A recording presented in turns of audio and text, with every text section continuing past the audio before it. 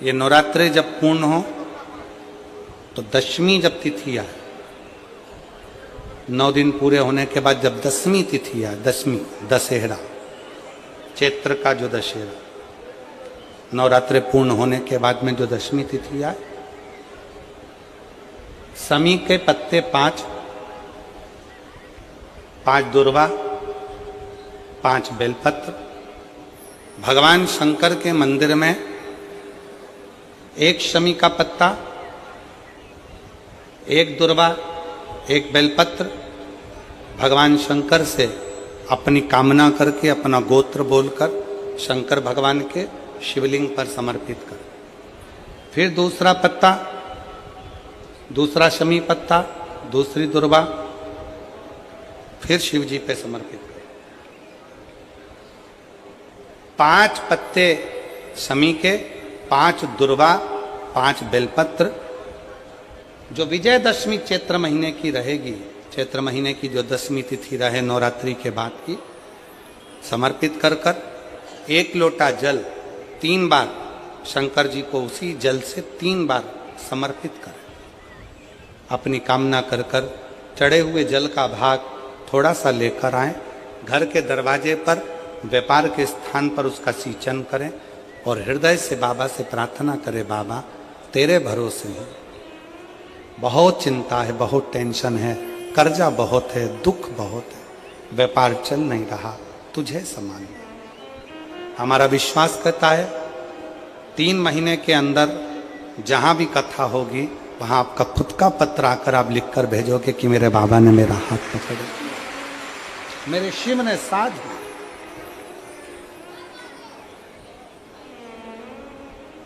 विजयदशमी पर शमी के पत्र की बड़ी महत्वता होती है।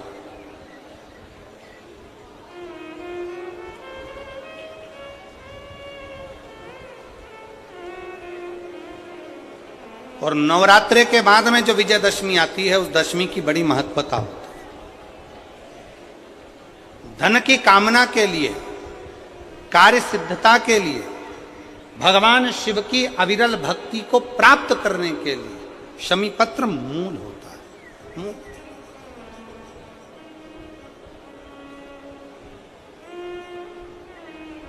और हम तो बिल्कुल कहेंगे, सुन रहे हैं मोबाइल पर कथा सुन रहे हैं, कि कभी कभी 2 स्थान पर दीप लगाने में पीछे मत हटो। पहला, बेलपत्री के वृक्ष के नीचे। दूसरा, कहीं मौका लग जाए तो शमी के वृक्ष के नीचे भी कभी कभी अपनी कामना के लिए बाबा से प्रार्थना कर कर कि बहुत कर्जे में लदालूम हूं, बहुत तकलीफ चल रही है, तो बेलपत्री के वृक्ष के नीचे भी दिया लगाओ और शमी के पेड़ के नीचे भी दिया लगाओ। उसके व्रत करने का फल उसको तुरंत प्राप्त होता है। उसके व्रत का पुण्य, उसके व्रत का फल उसको मिलता है।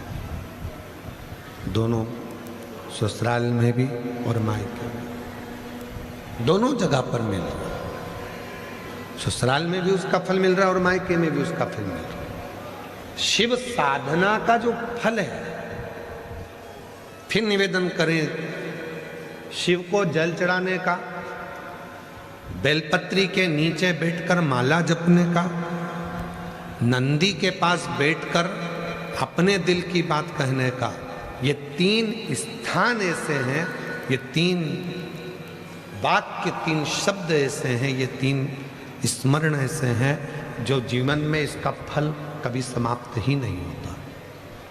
पहला, शिव को जल चढ़ाना, उसका फल आज नहीं तो कल मिलेगा जरूर और तुम्हारी जिंदगी सार्थक जरूर हो। दूसरा, बेलपत्र के वृक्ष के नीचे बैठकर यदि तुमने कोई मंत्र जपा है, कोई साधना करी, कोई व्रत कर, उपास कर, कोई साधना करी है, कोई व्रत करा है, कोई उपास करा है, या कोई मंत्र जप करा है, या किसी भूखे को भोजन कराया है, प्यासे को पानी पिलाया है, तो उसका फल जरूर।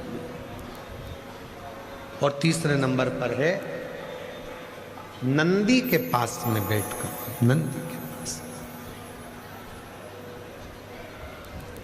एक पत्र है, अच्छा है, देखिए।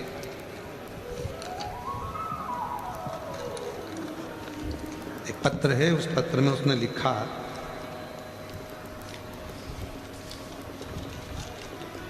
मेरा नाम सोनू, पत्नी श्री धर्मेंद्र, निवासी जोधपुर राजस्थान की रहने वाली हूँ। मेरा मोबाइल नंबर ये है। मैं प्रणाम करती हूँ। बाबा क्या गुणगान करूँ, बाबा ने मेरे पति को नया जीवन दिया है। बाबा को धन्यवाद देने के लिए यहाँ आई हूँ। कहीं बैठी हों। नाम सोनू, पत्नी श्री धर्मेंद्र, निवासी जोधपुर राजस्थान से। कहीं बैठी हों तो हाथ हिला सकती हैं, और अगर बैठी हों तो बेलपत्र लेने के लिए आ सकती हैं। 16 जून 2023 को मेरे पति की अचानक तबीयत खराब हो गई। हमने डॉक्टर को दिखाया। डॉक्टर ने किडनी और लीवर सब खराब हो गया बताया। पति के लिए एक बूंद का पानी भी उनके लिए जहर हो रहा था। कोई रास्ता नजर नहीं आया। डॉक्टर अपना इलाज कर रहे थे और डायलिसिस पे डायलिसिस चल रहे थे। क्या करें? तब मेरी भाभी ने मुझे कहा कि कुंदकेश्वर महादेव का नाम से बाबा को जल चढ़ा, बेलपत्र चढ़ा, और उस जल बेलपत्र को तुम अपने पति को दो, सब ठीक हो जाएगा। पर डॉक्टर ने तो कह दिया था कि ना तो किडनी काम कर रही है, ना लीवर काम कर रहा है, और डायलिसिस पे डायलिसिस हो रहा। करें क्या? थोड़ा इलाज करने के बाद आराम बिल्कुल नहीं लगा। अगले हॉस्पिटल ले गए तो भी आराम नहीं लगा। डॉक्टर ने तो मना ही कर दिया। तब फिर विचार करा कि मेरी बहन बोली है तो एक बार फिर करूं। शिव जी के मंदिर में आप विश्वास के साथ गए। आपकी कथा टीवी पर सुनी थी, आपने एक बार कह दिया था कि नंदी के पास अपने दुख को कहना चाहिए, और वो पांव जो नंदी का ऊपर उठा हुआ होता है, वहां बैठकर मैंने नंदी के पास जाकर अपने पति के लिए कहा। डायलिसिस एक हफ्ते में 3 डायलिसिस चल रहे थे, और हम उनको लेकर घर भी आ गए, पर डायलिसिस बंद नहीं हुए। अब करें? सप्ताह में 3 दिन डायलिसिस होते थे, पर आराम लग नहीं रहा था। तब एक दिन अचानक तबीयत और ज़्यादा बिगड़ गई, और इतनी बिगड़ गई कि सुधारने का नाम ना ले। तब हम उनको अहमदाबाद लेकर चले गए। अहमदाबाद के लिए रेफर कर दिया। हम उन्हें अहमदाबाद ले, डॉक्टरों ने तो हाथ पीछे कर लिए, पर शिव पर विश्वास था। नंदी के पास जाकर जो मैंने बोला था, उस नंदी ने स्वीकार करा। मुझे नहीं मालूम था कि नंदी इतनी जल्दी सुन लेते हैं। भले मेरे पति को अहमदाबाद भेजा, वहां पर जो इलाज चालू हुआ, और एक बेलपत्र मैंने अपने पति के तकिए के पास में रख दी। बाबा ने ऐसी कृपा कर दी गुरुदेव कि अब उनका ना डायलिसिस होता है, ना कोई दवाई चलती है, और शिव की कृपा से वो पूर्ण तरह से ठीक हो गया। उनका किडनी, उनका लीवर काम करना प्रारंभ कर दिया। मैं शिव को यहाँ प्रणाम करने के लिए आई। एक पत्र और बड़ा अच्छा आया।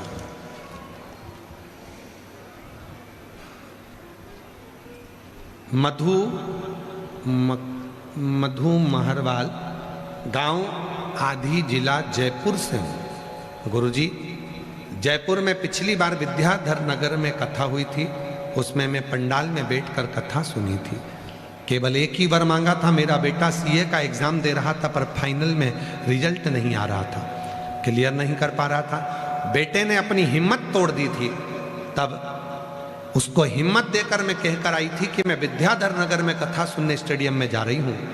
मैंने सुना है पंडाल में बैठकर जो मांगा जाता है वो मिलता है। तू भी अब की बार एग्जाम देना तो नंदी के पास बैठकर प्रणाम करना, और एक बेलपत्री पर शहद लगाकर शिव को चढ़ाना, और मेहनत 4 गुना करना। आज मैं बाबा को धन्यवाद देने के लिए आई हूँ।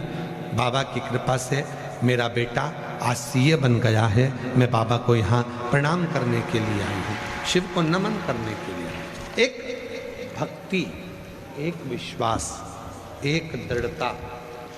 जब हम एक लोटा जल या बेलपत्री के नीचे बैठकर जो हम बात करते हैं, बेलपत्री के नीचे बैठकर जो हम तप साधना करते हैं, या नंदी के, जो नंदी का पांव, आगे का पांव एक नंदी का ऊपर उठा हुआ होता है, उसके पास में बैठकर जो हम बात करते हैं, वो हमारा शिव स्वीकार करता है। भगवान शंकर उसको स्वीकार करते, शिव उसको स्वीकार करते, शंकर उसको स्वीकार। और मेरी जितनी जीजियां बैठी हैं, जितने मेरे जीजा बैठे हैं, जितनी मेरी बेटियां बैठी, बेटा बैठे हैं, जितने मेरे बुजुर्ग माता पिता बैठे हैं, उनसे निवेदन करेंगे तुम्हारी जिंदगी में भी यदि कोई ऐसा दुख, ऐसी तकलीफ, ऐसा कष्ट अपने जीवन में यदि आता है तो अपने भीतर उतारे, एक लोटा जल शिव जी को चढ़ाएं, एक लोटा जल शिव जी को समर्पित करें, बेलपत्री के वृक्ष के नीचे बैठकर थोड़ी सी साधना करें, थोड़ी साधना, मंत्र जाप करें।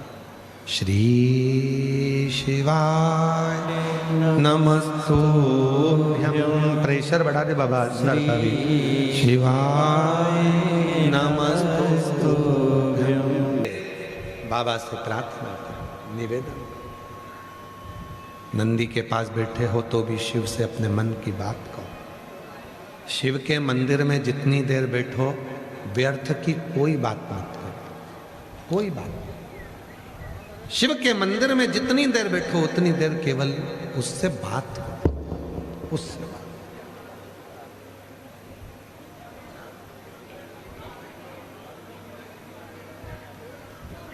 देखो जीवन में दुख बहुत है, कष्ट बहुत है।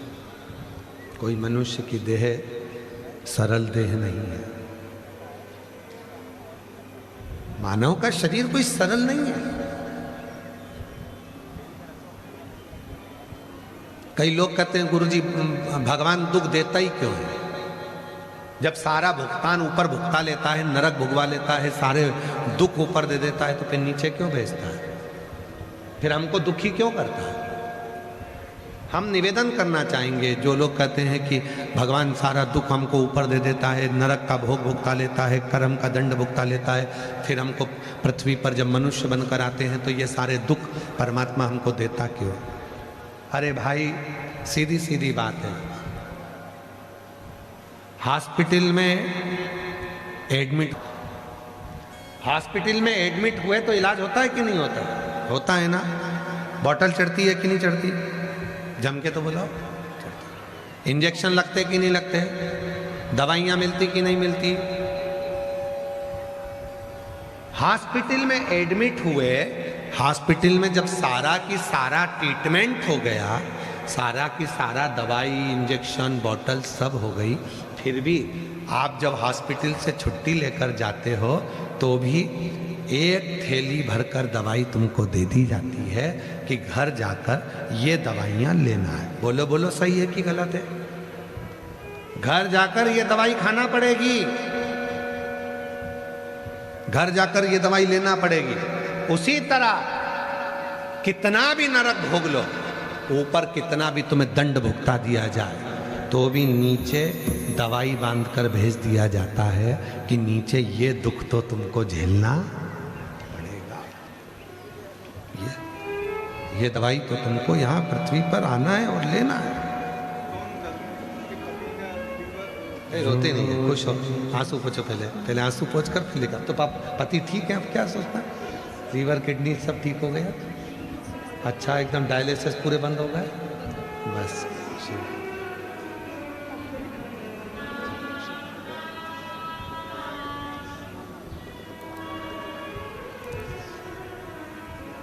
तो लोग कहते हैं कि हमें भगवान दुख क्यों देता है? हॉस्पिटल में एडमिट हो गए, सारा ट्रीटमेंट हो गया, तो भी घर जा रहे हो तो थोड़ी ना थोड़ी दवाई डॉक्टर देकर घर की भेजता है। उसी तरह ऊपर भुगताने के बाद भी भगवान तुमको पृथ्वी पर थोड़ा दुख देकर भेजता है। इसको लेते जाना, थोड़ा थोड़ा करते जाओ, थोड़ा थोड़ा लेते जाओ, थोड़ा थोड़ा करते जाओ। जब ये थोड़ा थोड़ा दवाइयाँ लेते रहोगे, दुख आएगा तो भगवत भजन स्मरण आएगा, जपोगे उसको, भजोगे उसको, सुख मिलेगा। हिम्मत मत हारना।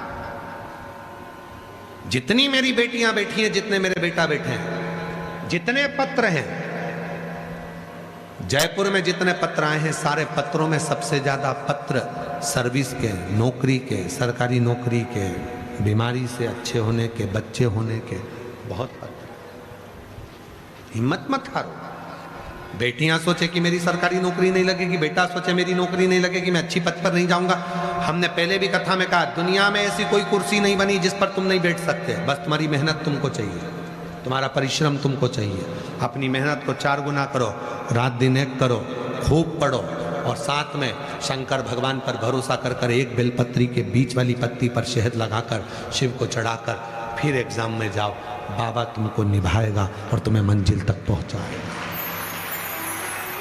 जो माताएं कहती हैं मेरे 15 साल हो गए, 8 साल हो गए, 10 साल हो गए, 25 साल हो गए, मेरे घर में औलाद नहीं है, संतान नहीं है, किसी के सामने जाकर मत दुखड़ा रो। बन सके तो एक बार कुबेरेश्वर धाम आओ, बाबा का कंकर शंकर पूजन करो, रुद्राक्ष लो, और नहीं आ सकते हो तो भी सफेद आंकड़े की जड़ का प्रयोग 1 बार नहीं, 5 बार नहीं, 10 बार करो।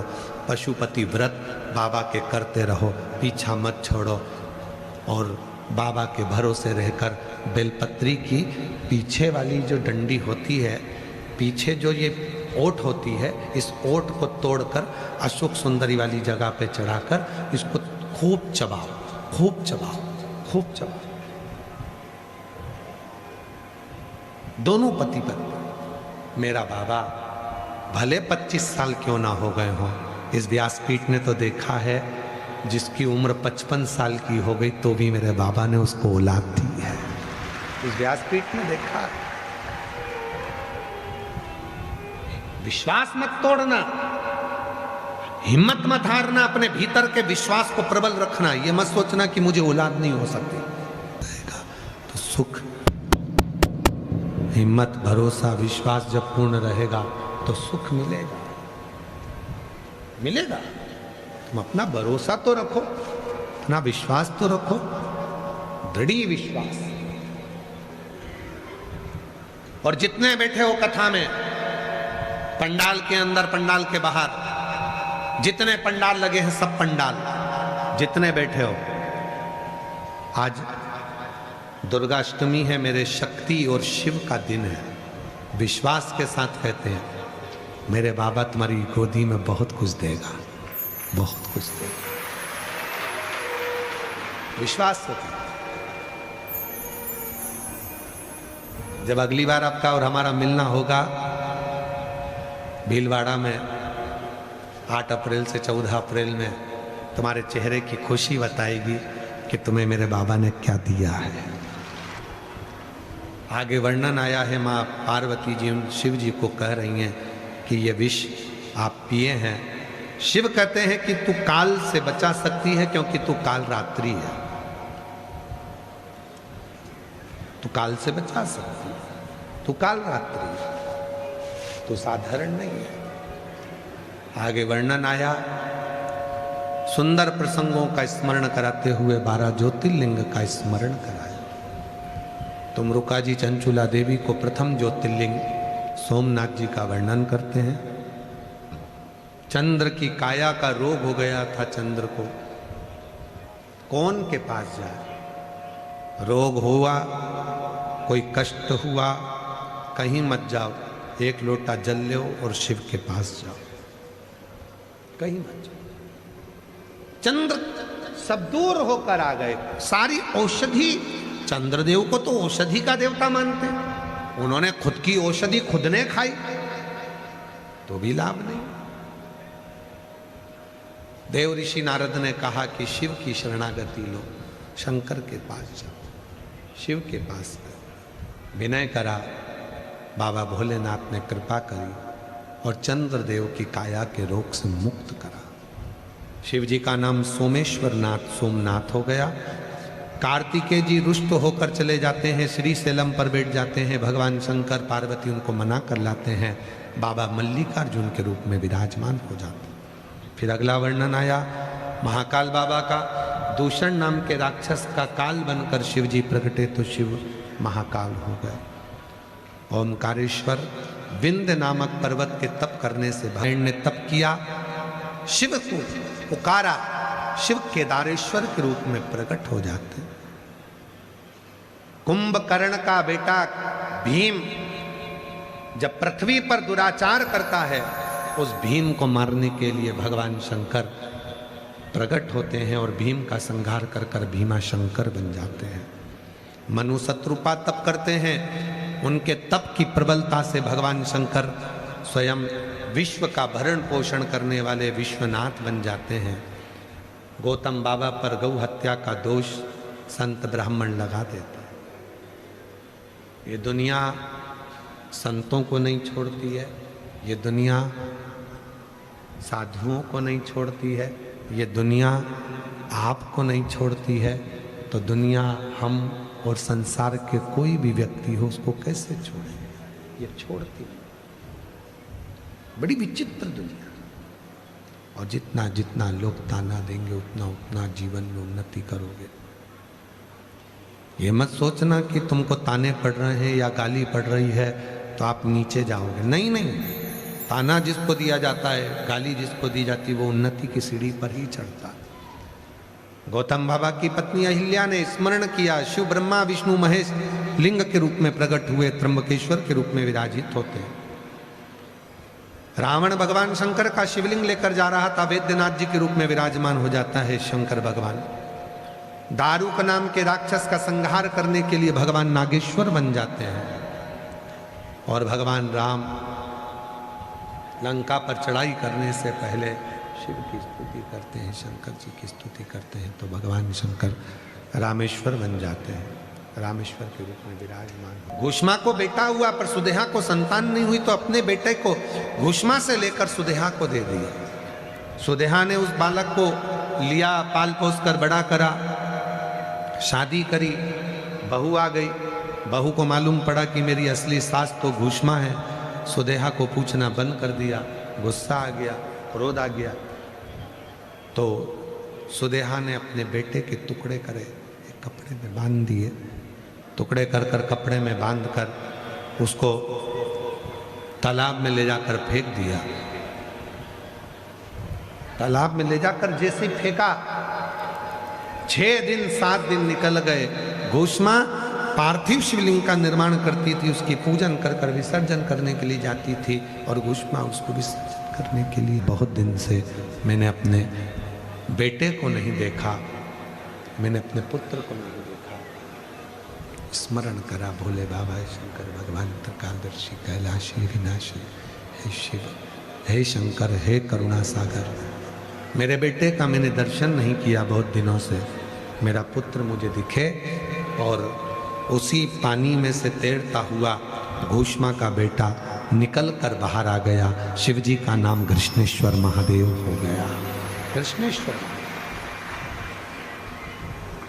12 ज्योतिर्लिंग का स्मरण स्वयं तुमरुका जी माता चंचुला देवी को कराते हैं, और चंचुला देवी उस कथा को श्रवण करती है। उसका पति बिंदुक से प्रेत योनि से छूट जाता है, देव योनि में आ जाता है।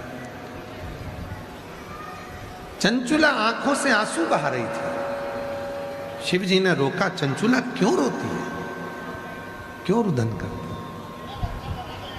मेरा पति बिंदु प्रेत योनि से मुक्त हो गया, वो अपने धाम चला गया, और मैं, शिव जी ने तुरंत चंचुला देवी को अखंड सौभाग्यवती कर कर अपने पति के लोक में भेज दिया। चंचुला अखंड सौभाग्यवती होकर पति लोक में चली। शिव जी कथा सुनते हैं। ईसर गोरा बनकर भगवान शंकर पार्वती जी ने तुमरुका जी से कहा, तुमरुका जी, तुम्हें दक्षिणा में मैं क्या दूं, क्या प्रदान करूं दक्षिणा में? तुमरुका जी ने हाथ जोड़कर कहा, दक्षिणा में मुझे कुछ नहीं चाहिए, बस इतना वर दे दो। कलिकाल में, कलयुग में, जब कलयुग अपने क्रम में बढ़ेगा, पूरी दुनिया में दुख घेरता जाएगा, कोई तन से, कोई मन से, कोई धन से दुखी रहेगा। उन सब के दुख अगर कोई शिव महापुराण की पवित्र कथा के पंडाल में आकर बैठे, हृदय से आपसे जो मांगे आप उसकी झोली खुशियों से भर देना, बस इतना वचन दे दीजिए। शिव जी ने वचन दिया चंचुला देवी को, शिव जी ने वचन दिया तुमरुका जी को, और शिव की कृपा से वो शिव महापुराण पर भगवान शंकर ने अपनी बेलपत्र उठाई, मस्तक की और शिवपोथी को समर्पित करी, शिवपुराण पर समर्पित करी। भगवान ने वचन दिया जो इस पवित्र पावन शिवपुराण की कथा को सभी तपस्वी ब्राह्मण जन के चरणों को नमन करते हुए, जितने भी यजमान परिवार इस पवित्र कथा के दिव्य और भव्य आयोजन में सम्मिलित हुए हैं, भगवान देवाधिदेव महादेव, भगवान शिव,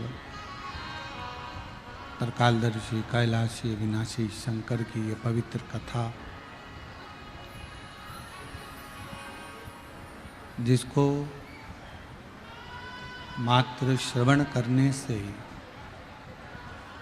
जीव के संपूर्ण कष्ट, दोष समाप्त हो जाते हैं।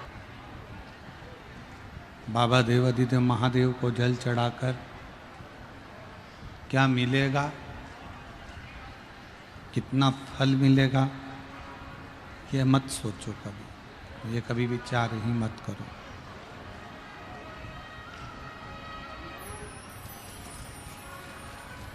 हम शिव जी के मंदिर में जाएंगे, हम भगवान शंकर के मंदिर में जाएंगे, हम शंकर भगवान के मंदिर में पहुंचेंगे, जल चढ़ाएंगे, कितना फल मिलेगा, क्या फल मिलेगा, इस पर हमारा ध्यान नहीं जाना चाहिए। हमारा ध्यान ये जाना चाहिए कि मंदिर जाने का, भोलेनाथ जी से मिलने का, कम से कम शंकर भगवान ने कृपा कर कर हमको मंदिर तक तो बुला लिया। मंदिर तक बुला लिया मतलब हमारे सारे दुख बाबा काट ही गए।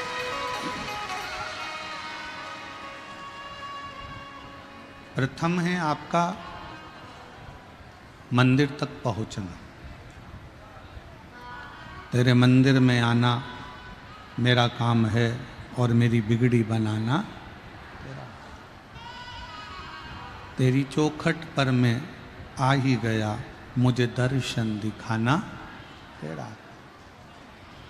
आप उसके कथा मंडप तक पहुंच गए, आप उसके पंडाल तक पहुंच गए, आप उसके मंदिर तक पहुंच गए, आप उसकी चौखट तक पहुंच गए। अब ये उसकी मर्जी, वह हमारा हाथ पकड़कर कैसे पार उतार सकता है, वह हमारा हाथ पकड़कर कैसे मंजिल तक पहुंचा सकता है, ये उसकी मर्जी है। आप केवल उसको भजो।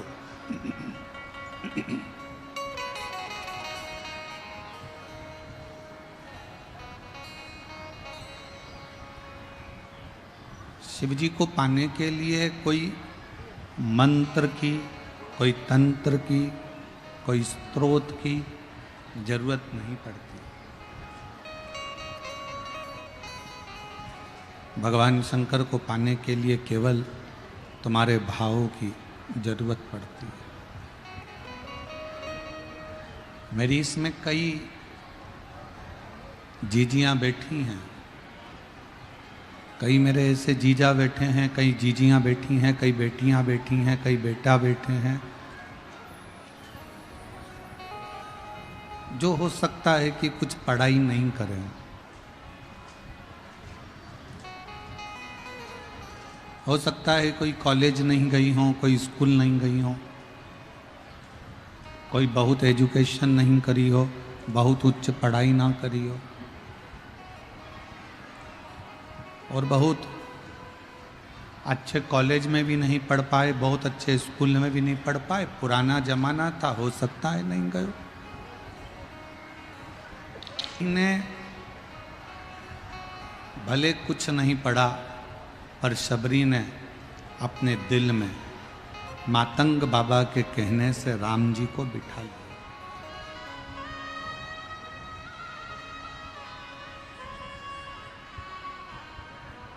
भले शबरी अम्बा ने कोई पढ़ाई करी ना करी, पर शबरी अम्बा ने मातंग बाबा के कहने से राम जी को अपने हृदय में बिठाए, अपने हृदय में विराजमान किए। शबरी अम्बा, माता शबरी न मंत्र जानती हैं, ना तंत्र जानती हैं, ना विद्या जानती हैं, ना कोई उपासना जानती। माता शबरी को बस मातंग बाबा ने कह दिया था कि राम एक दिन तेरे दरवाजे पर आएंगे, तो बुआरी लगाती रहे, झाड़ू झाड़ती रहे।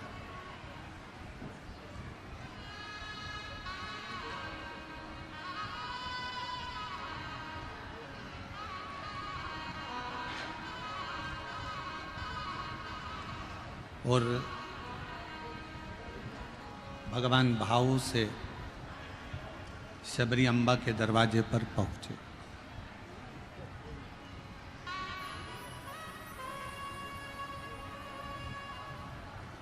वो कहते हैं ना,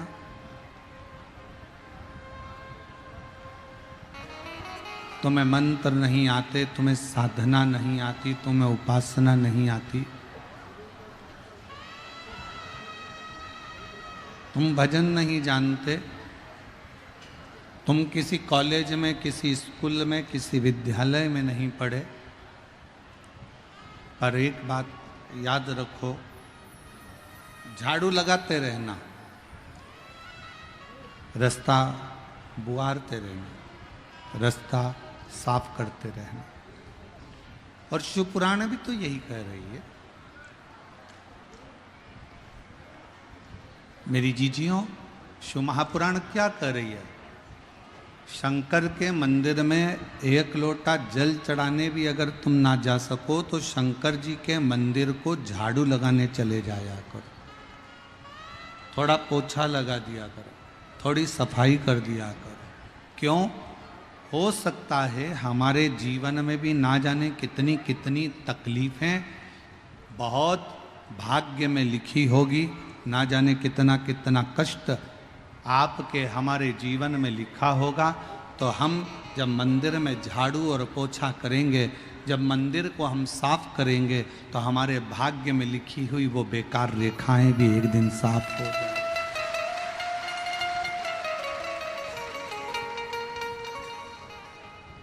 भगवान को कोई मंत्र नहीं चाहिए, भगवान को कोई तंत्र नहीं चाहिए, भगवान को कोई साधना नहीं चाहिए। भगवान को केवल एक भाव, भगवान को केवल एक शुद्ध भाव भगवान को चाहिए, केवल एक शुद्ध भाव। और शिव महापुराण की कथा तो कहती है कि शंकर को दिखावा प्रिय ही नहीं है।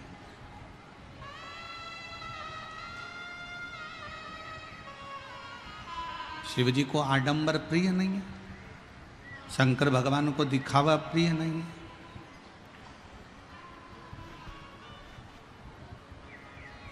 जरूरी नहीं कि आप मस्तक पर त्रिपुंड लगाओगे तो शंकर के भक्त कहलाओगे।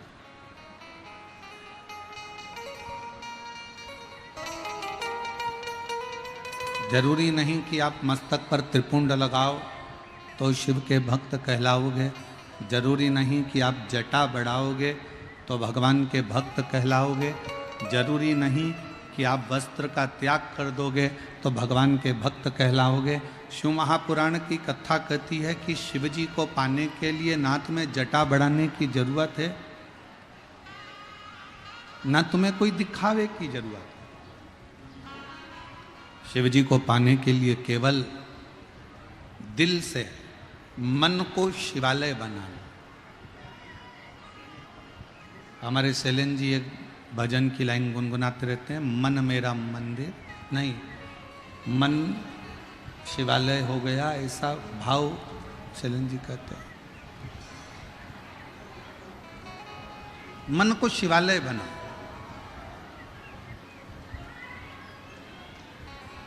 और जब मन शिवालय हो जाए,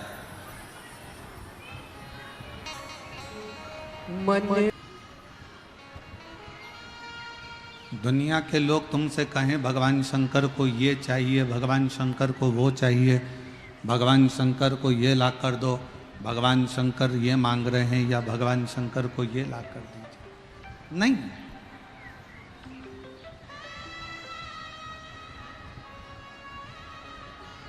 एक कितना सुंदर प्रसंग है। एक भानुमति नाम की एक महिला थी।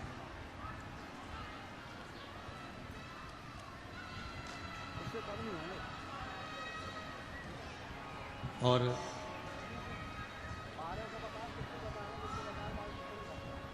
उसके पति का नाम था रामनाथ।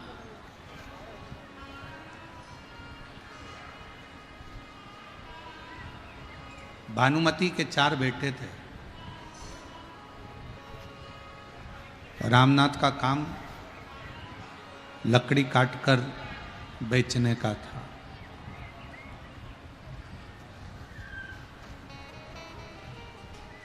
रामनाथ लकड़ी काटता, बेचता और अपने घर का पालन करता, पोषण करता।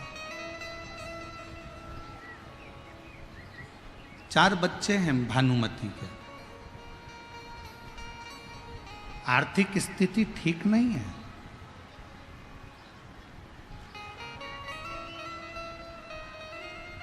सुबह अगर भोजन मिल गया तो शाम के पते नहीं है, और शाम को मिल गया तो सुबह के पते नहीं। कभी कभी तो ऐसा होता था कि दिन भर ही भोजन नहीं मिलता था, ना सुबह मिलता था, ना शाम को मिलता था।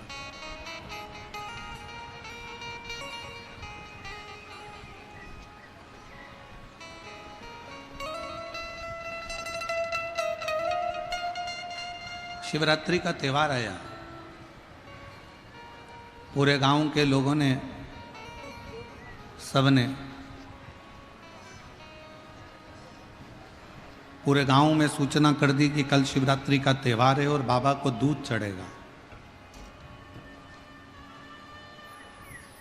और सबके घर से एक एक पात्र भराकर दूध आना चाहिए।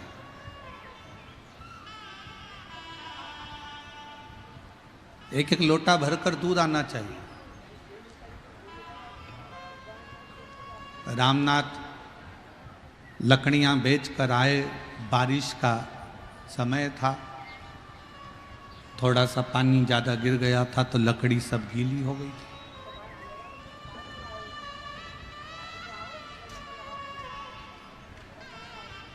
कोई माउटा पानी का आया और वो सारी लकड़ियों को गीली कर कर चले गया। तो रामनाथ को बच्चों के लिए ना तो भोजन मिला है, ना लकड़ी मिली है, ना कोई सामग्री उसके पास में आई।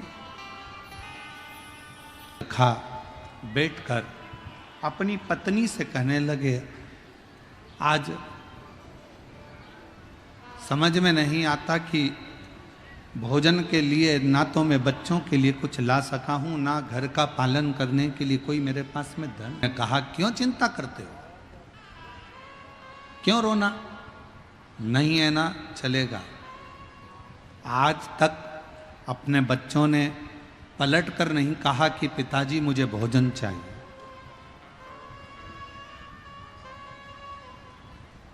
जब भोजन मिल जाता था बच्चे खा लेते थे, जब भोजन नहीं मिलता तो बच्चे भूखे रह जाते। आज तक हमारे बच्चों ने नहीं कहा कि हमें भोजन ला कर दो। 4 दिन हो जाएं, 5 दिन हो जाएं, 6 दिन हो जाएं, 8 दिन हो जाएं, बच्चे भूखे रह जाते, नहीं खाते, भूखे भूखे हैं।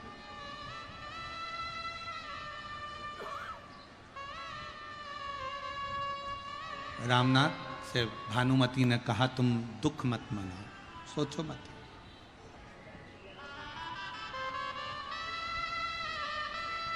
ये बड़ी सुंदर शिवरात्रि की कथा है। शिव महापुराण में वर्णन आता है कि इस कथा का स्मरण, जैसे कल सिंहेश्वर नाथ और स्थानेश्वर नाथ की कथा सुनी, तो कहते हैं कि उस कथा को सुनने के बाद व्यक्ति के जीवन में बदलाव आ जाता है और व्यक्ति कभी भी नीचे की ओर नहीं जाता, उन्नति की ओर बढ़ता चले जाता है। उसी तरह रामनाथ और भानुमति का ये संवाद शिवरात्रि का एक ऐसा संवाद है जिस संवाद को श्रवण करने के बाद में स्वयं तुमरुका जी चंचुला देवी से कहते हैं कि चंचुला, इस संवाद को सुनने वाले के घर में कभी वैभव की कमी नहीं आती है, उसके घर में कभी वैभव कमी नहीं।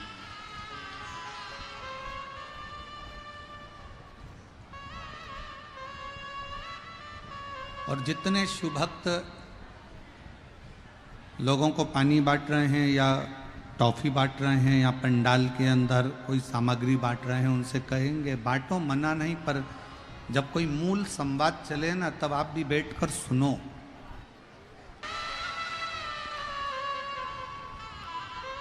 भानुमति ने रामनाथ से कहा कि बच्चे कभी नहीं बोले कि हमको भोजन चाहिए, बच्चों ने कभी नहीं कहा कि हम भूखे हैं, बच्चों को भोजन मिला तो ठीक और भोजन ना मिला तो ठीक। वो नहीं कह रहे हैं कि हमको भूख लगी है, हमको प्यास लगी है, या हमको भोजन ला कर दो, या हमको कुछ ला कर दीजिए, वो नहीं बोल रहे।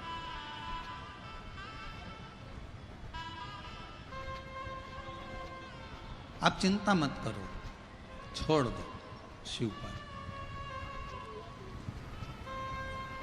एक ज्ञान और एक व्यवहार, दो चीजें हैं।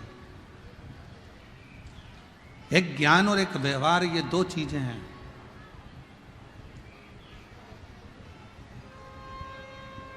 व्यवहार भी प्रबल है और ज्ञान भी प्रबल है, पर इन दोनों में सबसे ज्यादा प्रबल क्या है? मोटी फाइल किसी ऑफिस में, किसी ऑफिसर के पास में, राजनेता के पास में, कोई प्रशासन के पास में, कोई अन्य जगह पर कोई व्यक्ति का काम अटक जाता है तो कई बार ज्ञान काम नहीं आता और व्यक्ति का जो व्यवहार होता है ना, प्रेम होता है ना, व्यवहारिकता होती है ना, वो फाइल को पूर्ण कर देता। कभी कभी व्यवहार और ज्ञान, ये व्यवहार और ज्ञान में से कभी कभी ज्ञान हो सकता है कि समस्या की घड़ी में काम ना आए,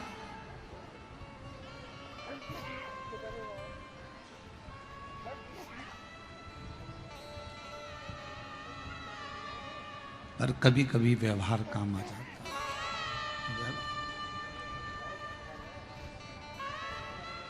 तुम क्यों रो रहे हो? भानुमति अपने पति रामनाथ से कह रही है, तुम क्यों रो रहे हो? किस लिए? तुम्हारे रोने का कारण क्या है? क्यों रोते हो? किस लिए रोते हो? आज मैं बच्चों को कुछ दे नहीं पाया, आज मैं बच्चों को कुछ प्रदान नहीं कर पाया, आज मैं बच्चों का पेट नहीं भर पाया। बच्चों ने कभी कहा तुमसे कि हमको भूख लगी है और आज हमें भोजन नहीं मिला?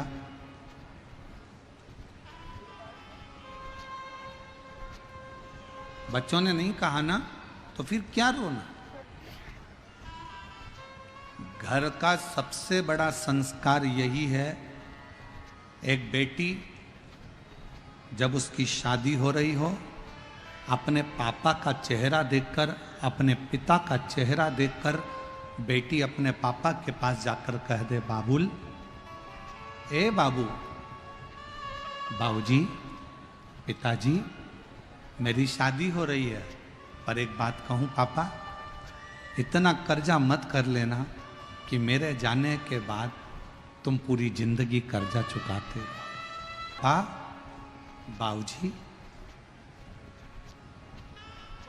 माना मैं आपकी बेटी हूं, पर पापा मैं आपको कर्जे में भी नहीं देख सकती, मैं आपको दुखी नहीं देख सकती।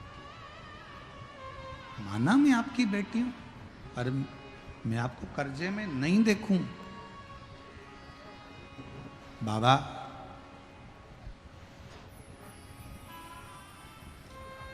दुनिया कहती है कि बेटी की विदाई में सबसे ज़्यादा मार होती है। परशु महापुराण की कथा कहती है, जब पार्वती जी विदा हो रही थी तो हिमालय राज, जिसको लोग पत्थर कहते हैं, उसके भी नेत्रों से पानी बह रहा था, उनके भी नेत्रों से जल बह रहा।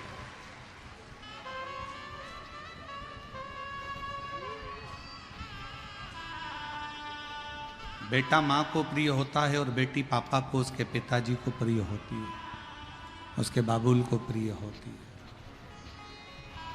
उसके पापा को प्रिय है। ये दुनिया की बड़ी विचित्र रीति है कि माँ जन्म देती है, पाल पोस कर बड़ा करती है, गर्भ में रखती है, 9 महीने तक माँ अपने पेट में रखकर अपनी बेटी की परवरिश करती है, पढ़ाती है, लिखाती है, उसको संभालती है। और वही बेटी एक दिन जब बड़ी होती है, युवान अवस्था में आती है, युवान अवस्था में जब आती है तो वही बेटी विदाई की ओर जब जाती है तो उस माँ से पूछना जिसने 9 महीने गर्भ में रखकर अपने कलेजे के टुकड़े को तुम्हारे हाथ में दे दिया हो, कितनी भी सत्ता हो, कितना भी धन भरा पड़ा हो, फिर भी एक क्षण ऐसा आता है कि बेटी को विदाई करते समय बाप को लगता है कि मेरी सारी दुनिया, मेरा सारा दौलत, मेरा सारा धन कहीं चले गया, कहीं चले गया। क्यों रो रहा है? किस लिए? और मेरी बेटियों,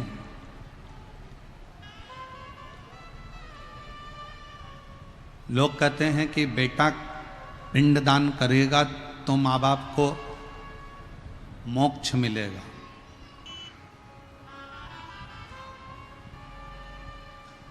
पुराण कहती है कि बेटा पिंडदान करेगा, तर्पण करेगा तो माँ बाप को मोक्ष मिलेगा। परशु महापुराण की कथा कहती है,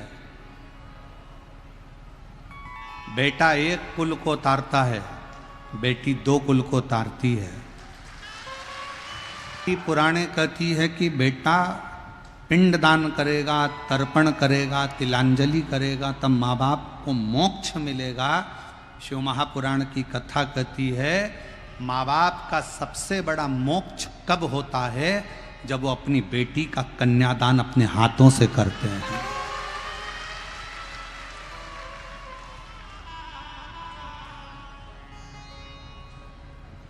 तुम किसी भी कॉलेज में पढ़ो, तुम कितनी अच्छे स्कूल में पढ़ो, तुम्हारी दोस्ती चाहे किसी से भी हो, हमें दिक्कत नहीं है, पर बेटियों से निवेदन है, कितना भी अच्छा कॉलेज मिल जाए, कितनी भी अच्छे दोस्त मिल जाए, कितनी भी अच्छी तुम्हारी नौकरी लग जाए, पर एक बात याद रखना कि अपने माँ बाप को कन्यादान का मौका जरूर देना। किसी एरे गेरे नत्थु केरे के साथ मत चलो।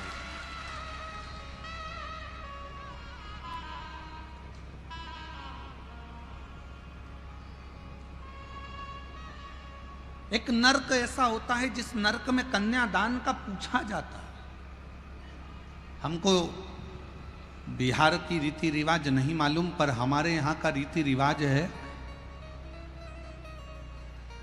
हमारे यहाँ का रीति रिवाज है, जब लड़की का कन्यादान करा जाता है तो आटे की एक लोई बनाई जाती है। इधर बिहार का तो हमको नहीं मालूम। आटे की एक लोई बनाई जाती है, उसके अंदर कुछ रख दिया जाता है, सोना चांदी रुपया पैसा, और लोई बनाकर जब कन्यादान होता है तो उस लोई को रखा जाता है, लड़के का हाथ नीचे रखकर फिर कन्यादान बाप करता है। बोलो इधर होता है कि नहीं होता, हमको नहीं मालूम, पर हमारे उधर की रीति है। लोग कहते हैं कि लड़का पिंडदान करता है, लड़का जब तलांजलि देता है तब माँ बाप को मोक्ष मिलता है। शिव पुराण कहता है कि बेटी के हाथ में जब वो आटे की लोई आती है और कन्यादान जब छूटता है, उस समय पर बाप जब कन्यादान कर रहा होता है, माँ जब कन्यादान कर रही होती है, हाथ में बस वो रखा कर जल जब छोड़ा जाता है कन्यादान का, उसी समय पर माँ बाप मोक्ष प्राप्त कर लेते हैं, फिर उनको कोई नरक नहीं भोगना पड़ता।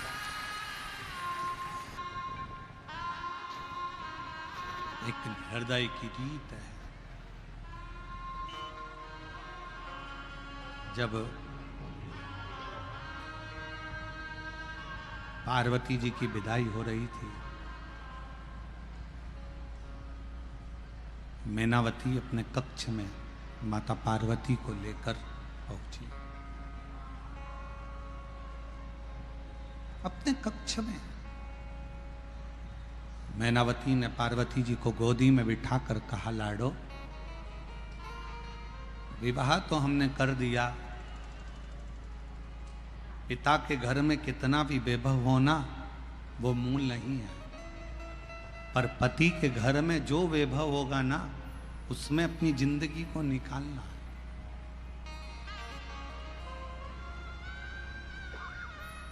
एक अच्छे बेटे की परीक्षा कब होती है? जब उसकी पत्नी आ जाती है, शादी हो जाती है, तब बेटे की सही परीक्षा होती है। बेटी की सही परीक्षा कब होती है?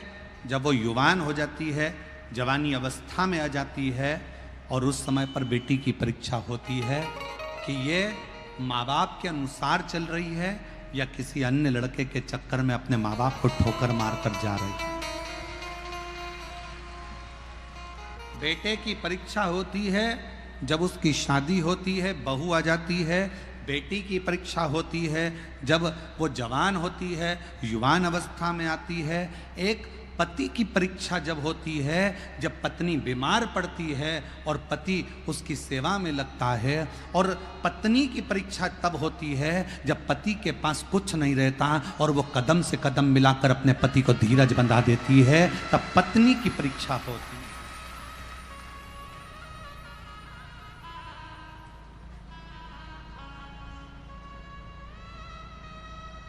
तब पत्नी की परीक्षा है।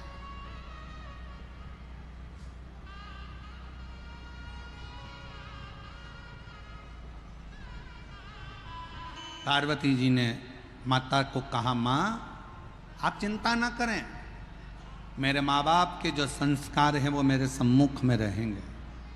सम्मुख?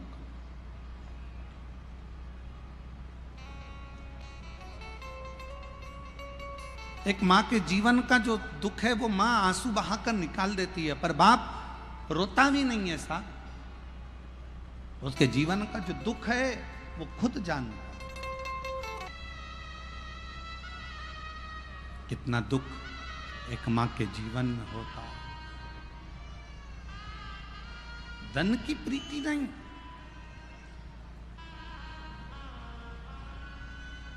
ज्ञान और व्यवहार, ये दो है। ज्ञान और व्यवहार तो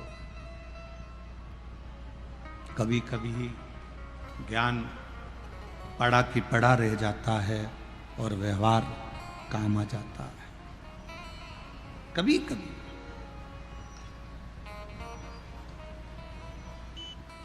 तुम कितने विद्वान हो, तुम्हारी विद्वत्ता तुम्हारे पास में रखिएगा।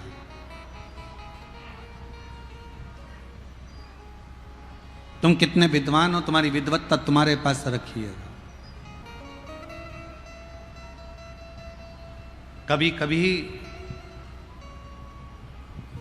एक अनपढ़ व्यक्ति भी सही कार्य कर कर चला जाता है और विद्वान पढ़े लिखे भी कई बार धरे की धरे रह जाते हैं। फिर निवेदन करूं, तुम्हारे पिताजी 10वीं पढ़े, 5वीं पढ़े, 6ठी पढ़े कि बिल्कुल नहीं पढ़े, अनपढ़ हैं। तुम्हारी माता 8वीं पढ़ी, 10वीं पढ़ी कि कॉलेज पढ़ी कि बिल्कुल अनपढ़ है। तुम्हारे माता पिता भले नहीं पढ़े, पर तुम्हें तुम्हारे माँ बाप ने पढ़ा लिखा कर बाबू तो बना दिया। ये सामर्थ्यता, ये उसकी सामर्थ्यता है। वो 8वीं तक पढ़ी है, वो 5वीं तक पढ़ी है, वो अनपढ़ है, वो अंगूठा टेक है, पर उसने अपने बच्चों को तो पढ़ाया है ना। अब देखा ये जाएगा, वो अंगूठा टेक मां वो अंगूठा टेक पिता अपने बेटे को इंजीनियर, डॉक्टर, अपने बेटे को सब कुछ बना देता है, एक दिन अच्छे औहदे पर ले जाकर उसकी नौकरी भी लगवा देता है।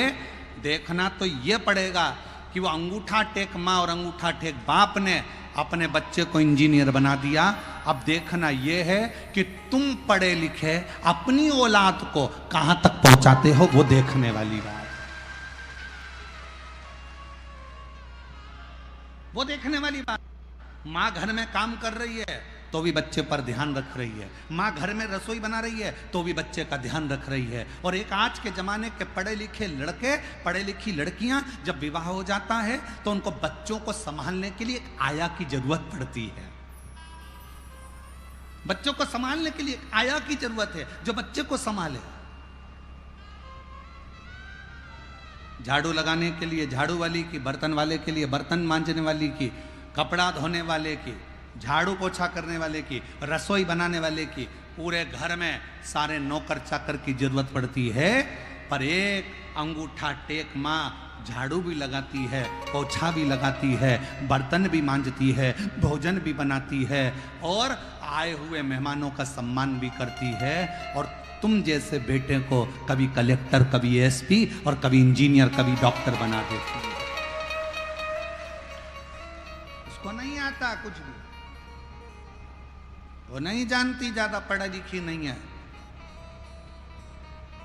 और सही बोलूं ना मेरी बहनों, ओ मेरी बिहार की जीजियों, कई मेरी जीजियां तो ऐसी आज भी बैठी हुई हैं और आज भी भारत की भूमि पर ऐसी माताएं हैं, ऐसे पिता हैं जिनको आज भी स्क्रीन टच मोबाइल चलाना नहीं आता,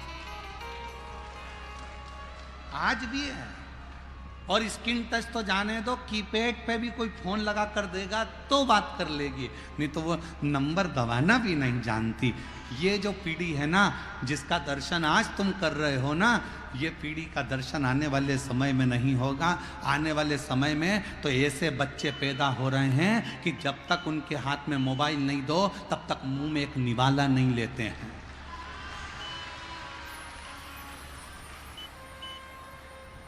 पहले मोबाइल दो, फिर उस पर वो देखेगा एक मोटा हाथी,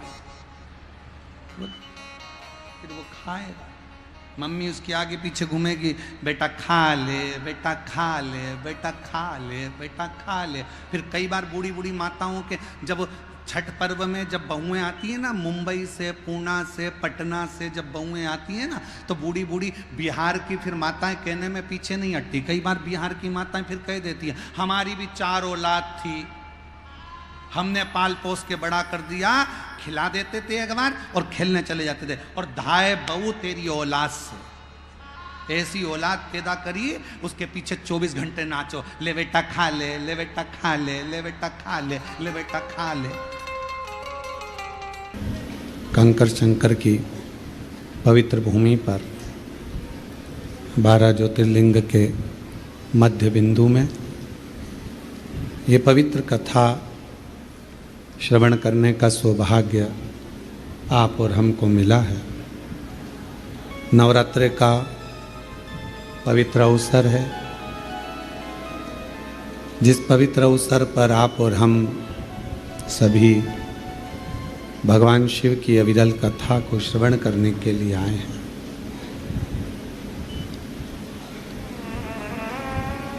बाबा देवाधिदेव महादेव की कृपा से ग्रहण किया।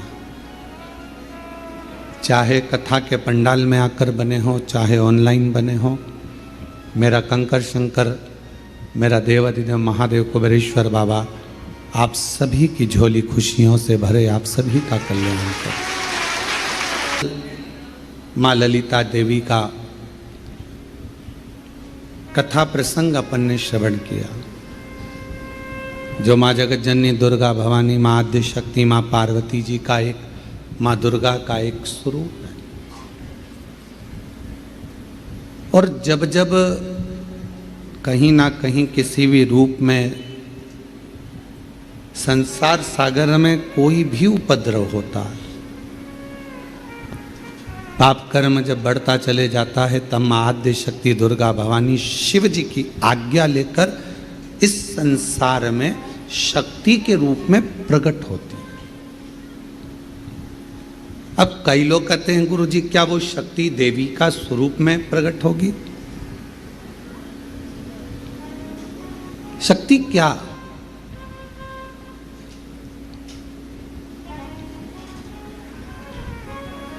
जिस काम को सबने मना कर दिया कि ये तेरे बस का नहीं,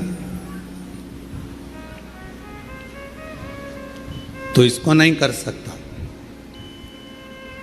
ये एक दिवसीय जो जजमान बनने का जो नियम हमने कुबेरेश्वर धाम पर जब भी ऑनलाइन कथा हो तो हमने क्यों बनाया? कई ऐसे भक्त हैं जो सीहोर नहीं आ सकते, कुबेरेश्वर धाम तक नहीं पहुंच सकते और उनका बहुत दिन से मन था कि जजमान बने। तो हमने एक नियम बना दिया कि सीहोर की जब भी कुबेरेश्वर धाम की कथा हो ऑनलाइन तो भले एक दिन का लोगों को मौका मिले पर वो ऑनलाइन कथा के यजमान बने। कोई कह दे आपसे कि आपके बस का ये नहीं है, आप डॉक्टर नहीं बन सकते, आप इंजीनियर नहीं बन सकते, आप कलेक्टर नहीं बन सकते, आप एसपी, डीआईजी, आईजी, कमिश्नर नहीं बन सकते, आप सीए क्लियर नहीं कर सकते। उस समय पर आप जब नर्वस हो जाते हैं, उस समय पर जब आप अंदर से टूट जाते हैं, तब भीतर से आपने जो शिवजी को एक लोटा जल चढ़ाया हुआ होता है, जो जगत जननी जगदम्बा दुर्गा भवानी की कभी आराधना करी होती है, तो शिव और शक्ति आपके अंदर एक बल उत्पन्न करते हैं। उसी को आद्य देवी शक्ति कहा गया है, उसी को शक्ति। परसों की कथा में एक बात कही थी आपको, शिव महापुराण की कथा, शंकर भगवान को एक लोटा जल चढ़ाने वाला अगर उसके पास कुछ भी नहीं है और यदि वो शिव को जल चढ़ा रहा है तो शंकर भगवान उसको कहीं ना कहीं से धन की व्यवस्था करेंगे पर उसका काम सफल हो, उसको उस काम में सफलता मिलेगी। थोड़ा समय लग सकता है, थोड़ा प्रयास आप करेंगे, मेहनत करेंगे, संघर्ष करेंगे तो आपको फल मिलेगा। जैसे गाय अपने बछड़े को जन्म देती है, गाय अपने बछड़े को जन्म देती है और वो बछड़ा, गाय का बछड़ा कहीं पर चला जाए और 1000 गौ माता को लाकर खड़ा कर दिया जाए, 1000 गौ माता को लाकर खड़ा कर दो, 1000।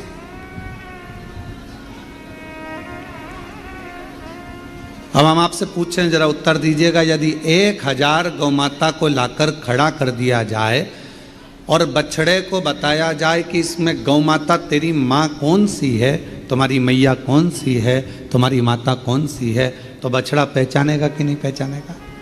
जम के तो बोलो। 1000 गाय में से, 5000 गाय में से, 100 गौ माता में से बछड़ा अपनी गौ माता को पहचान लेता है। उसी तरह जब हम देव अधिदेव महादेव को एक लोटा जल चढ़ाते हैं तो हमारे ऊपर जब दुख आता है तो उस दुख को समाप्त करने के लिए शिव और शक्ति हमें पहचान लेते हैं। श्रवण करेगा, हृदय से पंडाल बैठकर कथा को सुनेगा, दिल से जहां मौका मिल जाए वहां बैठकर कथा का रस तत्व ग्रहण करेगा, जो कामना करेगा शिव उसकी झोली खुशियों से भरेंगे।